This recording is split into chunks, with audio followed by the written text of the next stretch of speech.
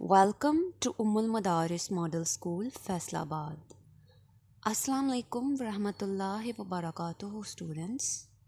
Hope you all are doing fine. Welcome to your online science class. Today our topic is thermal energy and heat. So let's start reading, students. क्या कह रहा है हमें ये topic? Thermal energy and heat. Every object is made up of tiny invisible particles called atoms. Her object मतलब हर body छोटे छोटे atoms से मिलकर बनी है. टिनी मतलब छोटा, इनविजिबल मतलब ना दिखाई देने वाला, पार्टिकल मतलब छोटे छोटे ज़र्रात. तो ये एटम्स इतने छोटे होते हैं कि तकरीबन इनविजिबल होते हैं, इन्हें हम आम आँख से नहीं देख सकते. Energy possessed due to the movement of atoms is called thermal energy. और उस एनर्जी को जो इन एटम्स की मूवमेंट, इनके हरकत करने की वजह से होती है बॉडी के अंदर, उसे हम थर्मल एनर्जी कहते हैं. एक और डेफिनेशन देखते हैं थर्मल एनर्जी की. Energy possessed within the object और system due to movement of the particles within the object और सिस्टम. वो एनर्जी जो एक बॉडी के अंदर होती है, मूवमेंट ऑफ पार्टिकल्स की वजह से, पार्टिकल्स की हरकत की वजह से, और वो उस बॉडी के अंदर ही रहती है क्योंकि पार्टिकल्स बॉडी के अंदर हैं. तो इस एनर्जी को हम थर्मल एनर्जी कहते हैं, जो इनकी मूवमेंट की वजह से हमारे अंदर होती है या किसी भी बॉडी के अंदर होती है. In a hot object, these atoms move faster than in cold objects. अगर बॉडी का टेम्परेचर ज़्यादा है, बॉडी गर्म है मतलब, तो उसके अंदर ये पार्टिकल्स ज़्यादा तेज़ी से मूव करेंगे.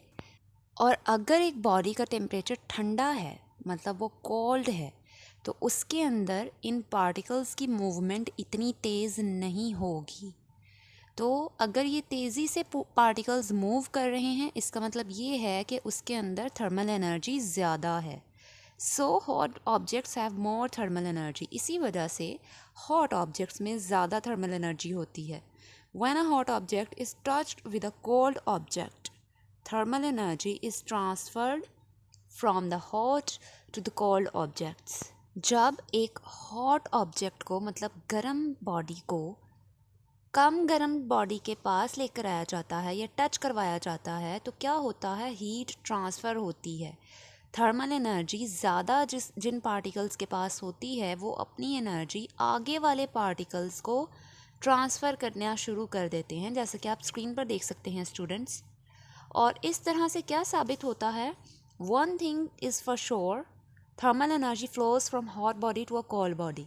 मतलब इसका ये है कि थर्मल एनर्जी वो एक बॉडी से मतलब हॉट बॉडी से कोल्ड बॉडी की तरफ ट्रैवल करती है. The energy in transit is called heat.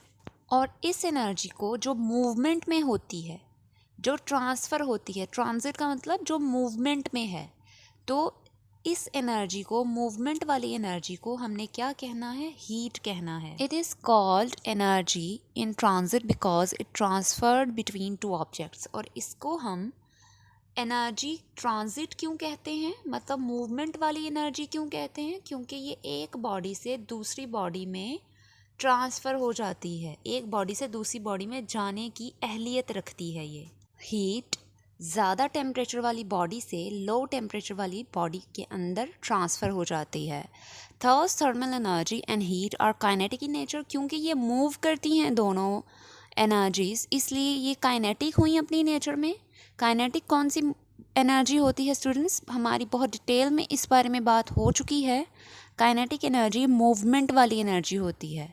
For example, a hot cup of tea has thermal energy because the molecules of heat were made of fast by the supply of heat from the stove. मिसाल के तौर पर एक गर्म चाय का cup गर्म क्यों होता है?